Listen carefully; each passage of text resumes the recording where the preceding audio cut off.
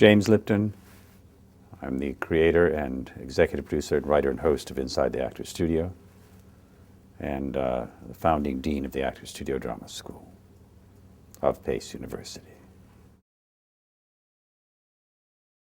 Stella was, I think, in all the disciplines that I studied in my life, the formal disciplines, the performance disciplines, she was the best teacher I ever had of anything.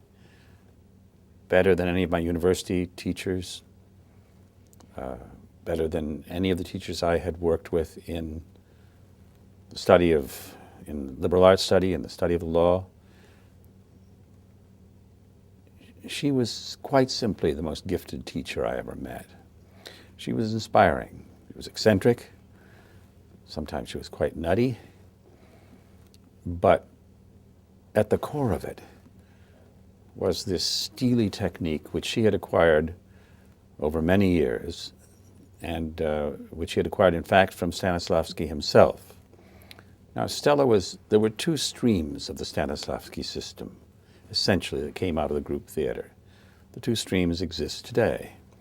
They run parallel to each other, and in the end, they often cross and reach the same result. Stella was trained at the group theater principally by Lee Strasberg, who was its teacher and director. Harold Clurman was also running the group theater, as was Cheryl Crawford. In, I think, 1934, she went to Paris and discovered that Stanislavski was there for the summer. And she confronted him and said that his system, which she had been studying scrupulously since these members of the group theater had encountered the Moscow Art Theater when it came to New York in the 1920s, was driving her crazy. And Stanislavski listened to her complaints and agreed to teach her, which he did, I think, for something like a month or 6 weeks. He trained her in a role. And then she came back to New York, and there were all of her colleagues at the group theater. This was a group, of course, that had changed everything in America. The group theater had brought the Stanislavski system into America, and they had changed the way actors act, the way writers write, the way directors direct, and they were becoming a dominant force, the dominant force, the theater and ultimately in film. And they were waiting for her, and they said, well, what did the master have to say? And she said, he's abandoned emotional memory. Now that may be meaningless to anybody listening to this, but to an actor it has some meaning. Emotional memory was what Uspensky taught when she remained behind from the Moscow Art Theater, and Strasberg and others were very influenced by it. It is what people sometimes think of as the Stanislavski system, in which one recalls one's own experiences that are similar to, maybe even identical to, the experiences of the character, and brings back from the core of one's being the experience. It isn't really what people think it is. It is more complex and more interesting than I have described it, because it isn't just vanishing from the world and remembering when the dog died and then opening one's eyes with tears. It's much more interesting and complicated than that, and it involves recalling occurrences in one's life which evoked emotions similar to the character's emotions, and then one reviews them, but not in the way the public might think, simply remembering what was the time of day. Was it night? Was it day? Was it outside? Was it inside? If it was inside, do you remember the room? Was the room warm, cold? Can you see the wallpaper or the paint, etc.?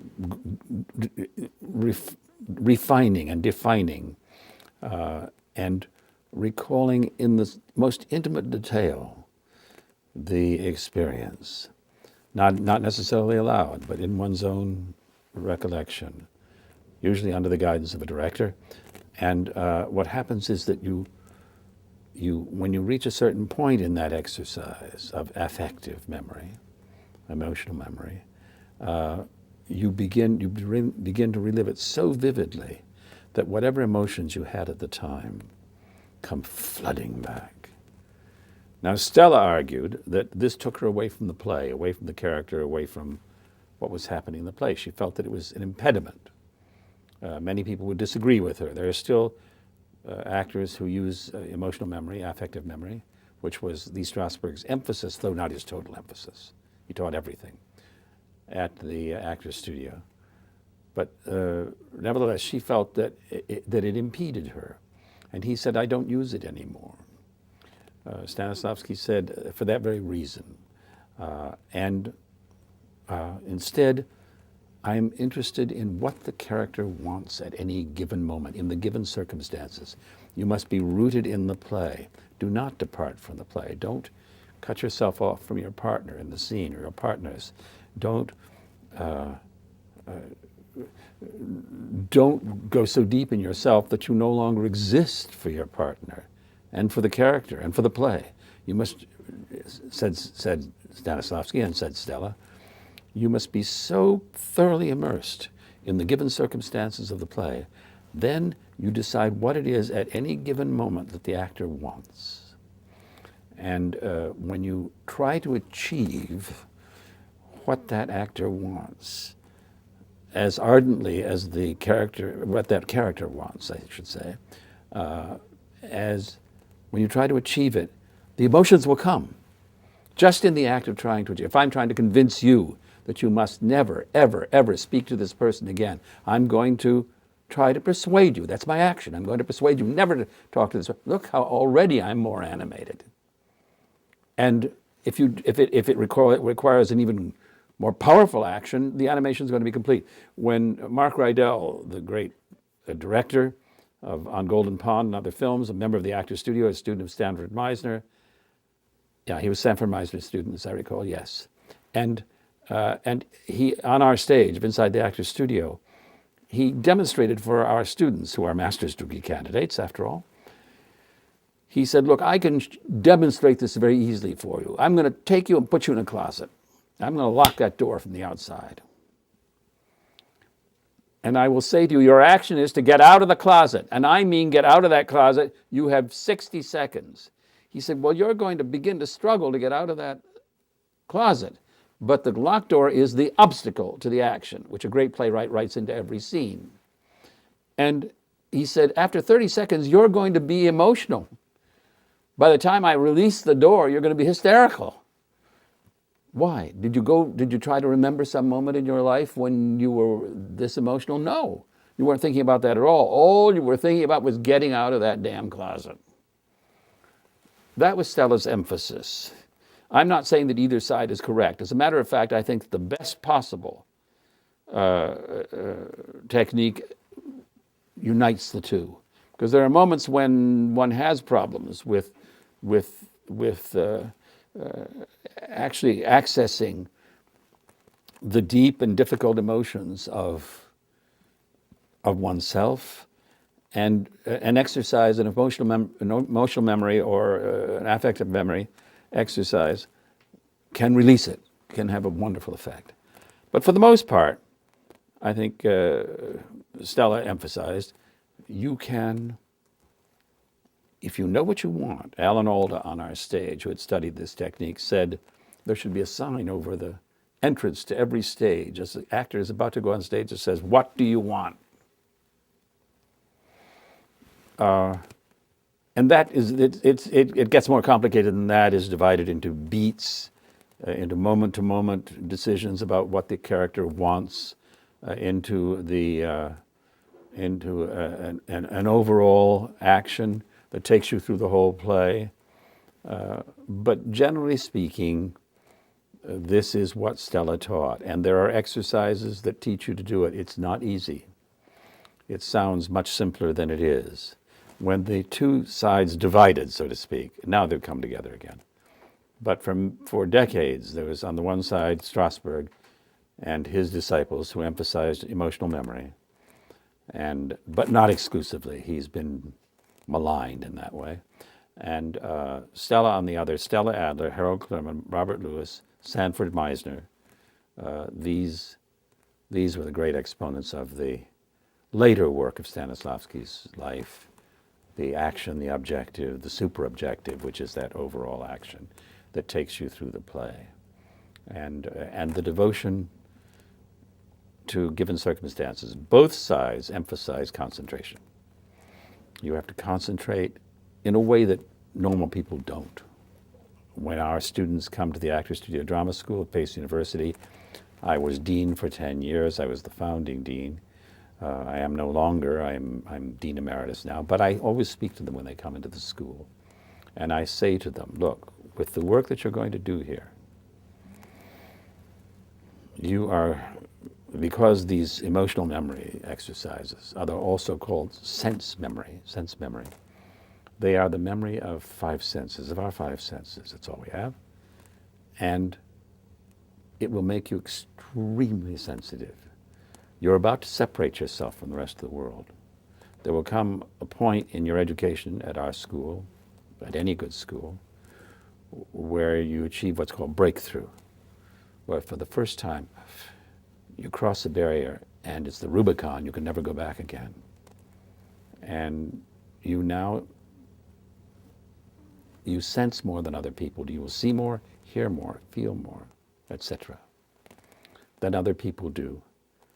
And you will be sensitive to what? To the moment, to your partner, to your action, to your partner's action, which may conflict with yours, to the play in a way in which other people are not. And then I would add to that the fact that all of these great teachers, Strasberg, Stella, Meisner, Lewis, Clermont, all of them, they emphasize listening. Now, you're listening to me, right? When you speak to me, I'm listening to you. In life, we listen to other people. Listen with varying degrees of concentration and attention, right? Actors must learn to listen in a different way. Alan Alda, who really understands these things very well, I think, on our stage inside the Actors Studio, said the way to understand listening, the act and art of listening, is the following. If what you hear changes you in any way, you've heard it, you've listened. If it doesn't, we listen all our time in our lives. We're listening to television, we're listening to our mates at dinner, we're listening to the traffic in the street, we listen. But this is a different kind of listening. This is a listening that is so acute, that is so focused and concentrated, that if the other person, the other actor, says, I have some very bad news for you. Your mother has died. It really hits. It's not a stage, it's not makeup, it's not scenery and costumes. Somebody has just told you that you the character, that the character's mother has died. And it doesn't have to be that big. It can be a small thing. But you are listening. I often ask our guests, we've had 250 of them in 16 years of Inside the Actors Studio and of our school. What's the single most important thing that you would tell an actor? Listen. Listen. But it's that particular kind of listening of which an actor becomes capable in time. It doesn't happen in a day. That and patience, and as Paul Newman said when he was the first guest of Inside the Actors Studio 16 years ago, and someone said, give me one word. Paul said, persistence. Persistence. And then he told a lie. He said, I was born an ordinary actor. I will die an ordinary actor. But I've persisted. Of course, that was the lie. Not that he persisted, but that he was ordinary. He was anything but. I must confess that when I'm alone in my study here in New York, writing, that's when I'm happy. Really, that's when I'm unequivocally happy. I may be writing well, I may be writing poorly, but I enjoy the act of writing. And sometimes when it turns out okay, I feel an elation that is incomparable. A good day's writing, when I turn off my computer, after I know that I've written okay, or as well as I can write, that's a day well spent. The Pivo questionnaire that I ask other people, when I have on a rare occasion, answered it, the answer to the question, what turns you on, is words. Not mine, other people's. Words, words, words, that's what turns me on. So I would say that writing, both the act of writing and of course of reading other people's work, is for me the supreme joy. Always accepting the greatest joy of all, which is the time I get to spend with my wife. I cornered the market on the most peculiar habit of the English language, namely the designation of groups of things by a term. We all know a few: a gaggle of geese, a pride of lions, a host of angels. And we use them without thinking about them. A chorus of complaint. And one day I suddenly thought to myself, why a gaggle of geese? Why a pride of lions? A pride of lions.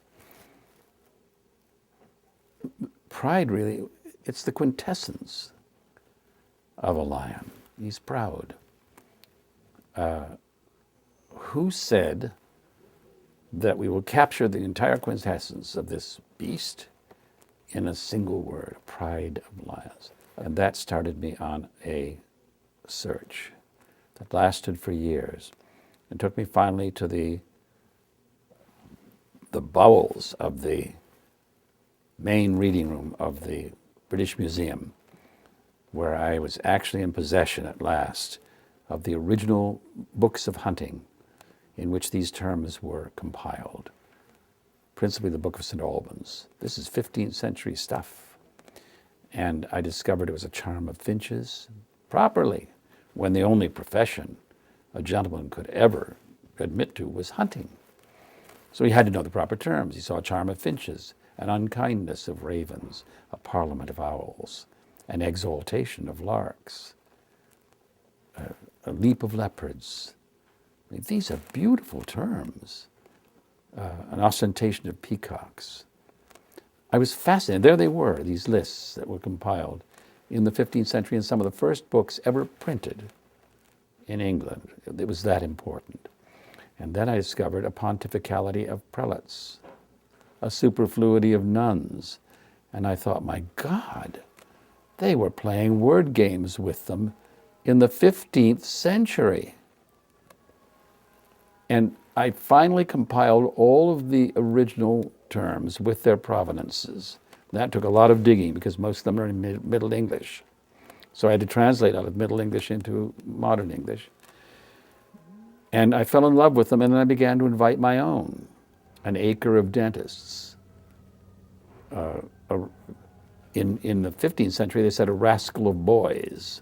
So I said an acne of adolescents, a lurch of buses, a slouch of models, an unction of undertakers in a larger group, an extreme unction of undertakers. And I couldn't stop. It was like eating peanuts. And I wrote this big book, which became the definitive book on this subject. And ultimately, in all of the introductions that I wrote to the various sections of it, became a love letter to this magnificent English language. It's been used as a textbook in countless schools. It's been published all over the world. You'll have to forgive me for bragging. You can discount 50% of this because I'm saying it. But all the same, it is my letter to the world. And if people would ask me, is there one book that you've written that means the most to you? Clearly, it's An Exaltation of Larks.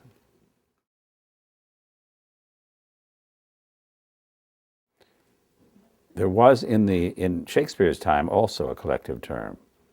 They were called a cry of players. Isn't that pretty? A cry of players. I decided that in my time it would be a queue of actors.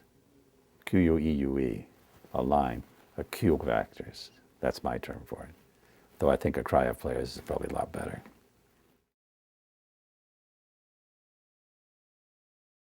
With great care. That happened also by happenstance.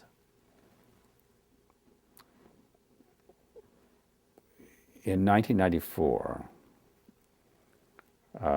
I had by then, at the urging of Norman Mailer and his wife Norris Church and others, I had gone over to the Actors Studio to see what they were doing. I'd been trained by Stella. It was a different world. But I went over there and Norman said, "You've got to come. We're doing good work. We're doing interesting work." I went over and saw what they were doing, and I liked it a lot. And I became involved in the studio, in the work. I began to work there, and ultimately I became a member. And very deeply involved in the work at the studio. By this time, Strasberg had long since passed away. I never got to meet him, I regret to say. And I was so involved in the work that I eventually became a member of the board of the Actors Studio. And just before I became a member of the board, I became aware, as we all did, that in those parlous times, 1994, for cultural institutions, the studio, which had never been a school, never charged tuition, which had never been a club that charged membership fees, that had been living from hand to mouth since 1947, that like every other cultural institution, it was impoverished. And one night after we'd been discussing it and how the studio could possibly survive under these circumstances, I woke up the next morning and I had an idea. It was crystal clear, in detail. It was to create a school, for the first time, a degree-granting school in a university under the aegis of the Actors Studio. We created the program, the Actors Studio Drama School, and in the fall of 1994, we opened our doors to the public, and within 3 years, we were the largest graduate drama school in America. And today, of course, we're at Pace University. We're bigger and better than ever. So here we were in 1994, September. We opened our doors. We were accredited, master's degree program, 3-year MFA. And I said to myself, and what they had said to me, by the way, because this was your idea, Jim, you led the group that created the curriculum. Others participated, Ellen Burstyn and Bob Wankel and Lee Grant and Carolyn Glynn, Norman Mailer, Paul Newman. And they said, look, this is your idea. You can't walk away from it. Now, you've got to start it. I said, I'm finishing the book and lyrics for my 3rd musical. They said, you've got to at least get it started. I said, okay, I'll do it for a year. I did it for 10 years and became its founding dean because I fell so in love with it. But I had this master's degree program. And I had people who would teach for all year long. I had people who would come and do a 6-week workshop. And then I thought, well, I've got to attract to us our colleagues, members of the studio, colleagues that we've worked with outside the studio in films and theater. I've got to bring them there for one night. They can only give me one night of their lives. Okay, I wrote a letter. Give me one night of your life. Teach our students, and I'll conduct this seminar. And I got a response from Paul Newman, Dennis Hopper, Alec Baldwin, Sally Fields, and I sent a letter back into the professional community from which I had come, saying, look, these people are liable to say something that's worth preserving. That means television cameras, we can't afford them. Anybody interested? And Bravo, the Bravo network, which was then very small, took this existential leap with us. And so it began. Anyway, there we were, and I had this school now, and I had this Monday evenings, I did this seminar, and there were television cameras. I made two fateful decisions. One, we're a school, we will always be a school, this will always be a class, therefore we're not interested in gossip, we're interested in craft. It will be about craft, which is not exactly a gold mine in television. And nevertheless, it will be about craft. And second, there will be no pre-interview. I'd been on all the television programs as an actor, as a writer, as a director, as a producer. I'd been on everybody else's show, and there was always a pre-interview. Somebody would come with a tape recorder, and you'd talk for 3-4 hours. And they'd take it back, it would be transcribed, and it would be given to the writers, those many writers you see on all those shows, Larry King, Letterman, Leno, etc. And then they choose the answers that will be most evocative on their show. And then they write the questions that will evoke them, and they give them to the host. Well, they do 5 shows in a week, so they have to do it that way. I couldn't do it. They're much smarter than I am, much cleverer. But no, I said, there's going to be no pre-interview. What did that mean? I had to do the homework. No one else. It takes me 2 weeks to prepare for each guest. I work 7 days a week, and I work about 12 hours a day. From the beginning of September until the end of May, the school year, I take 2 days off, Christmas and New Year's. Thanksgiving sometimes 2.5. And the result is that I bonded myself to my desk. I grappled myself to it with hoops of steel, to quote the bard.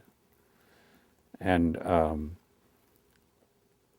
I do that homework myself. I have a massive raw material, which is provided to me by a graduate of our school, Jeremy Carrican, who just gives me everything that exists on this particular person.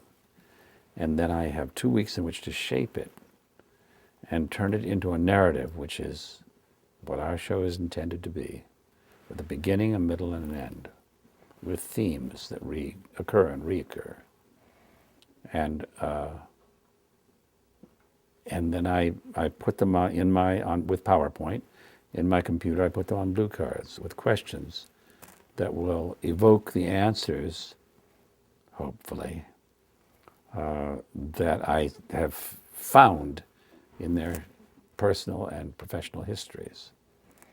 And there are about 400 or 500 of those cards for each person. You asked about my preparation. That's my preparation. And it all began with the decision that there would be no pre-interview. The guest and I have talked about it often. It's as if it were a circus tent with a rope ladder on one end, rope ladder on the other. I go up one rope ladder, the guest goes up the other, and we meet on a high wire with no net for 4 to 5 hours. That's how long they're with me on our stage, because it's a class. I edit it ultimately to an hour, occasionally for 2 hours, for a 2-hour special. But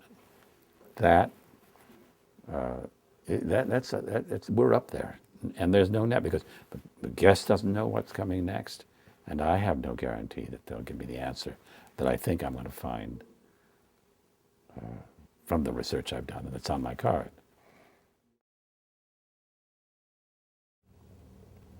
This is not going to come as a surprise.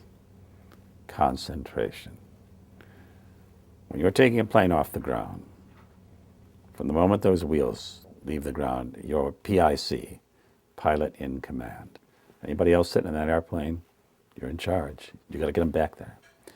Landing an airplane, I think, is the most difficult thing that I ever learned to do in my life. Most people agree. That's why so many people never finish their training. They just can't do it. And the wonderful thing about it is that when say you're coming in for landing, and you're in a busy environment. There are other airplanes there. They're talking. A lot of the control tower is talking to you. They're talking to you fast. They're talking to you in this pilot speak, which is cursory and mysterious until you learn it. All these things are happening at once, and the ground's coming up at you, and you're moving at about 125 miles an hour. So it's happening fast, right? And the result is that you can't think about anything else. It erases the rest of the world, which is a wonderful reason to go flying. And it is the same as in acting in that respect. It's total concentration until you see that center line going right between your legs, dividing your body in half, and you hear the squeak of the wheels as you make a nice, soft landing and roll out. Concentration. My favorite sport demands the same thing of me. I realized it long since that this is why both of these things appeal to me, because they force me to focus on them and not on anything else that I have brought with me from my life, from the world. No worries, no aspirations, no ideas, no plans, no nothing. You just focus, and that is, I became a show jumper. I jump horses over big, dangerous fences in competition and got very, very good at it at quite a high level. And I realized long since that, yeah, it's the same thing that appeals to me about it. You can't think about anything else. In either case, jumping horses over fences in competition, show jumping, or flying an airplane, for whatever purpose, you're the PIC. And the alternative to doing it correctly is death or injury. I've been injured badly on horses. I finally stopped 7 years ago when I had a very bad injury and had to be helicoptered into New York. But I miss it, and I'll miss it till the day I die. And I'm convinced to this day that I could get on a horse and jump across the fences satisfactorily. It doesn't leave you. I describe myself as a recovering equestrian, taking it one day at a time. These are two things that I love very, very much. And I realized I love them for the same reason. Why? Because they involve risk. Well, I've played Hamlet. When I was a student with Robert Lewis, he assigned me Hamlet. And I would say, and Mildred Dunnock, who was the original wife in Death of a Salesman, was also a student in that class. And she agreed to play my mother, Gertrude. So I would pick a scene. I won't dare to recite any of it now, but it would be the Arras scene, the scene with his mother. Look here upon this portrait and on this. That whole scene, because it's so exquisitely written, so perfectly written. The emotions are so accessible in the characters, so clear. I would say that scene, the entire scene.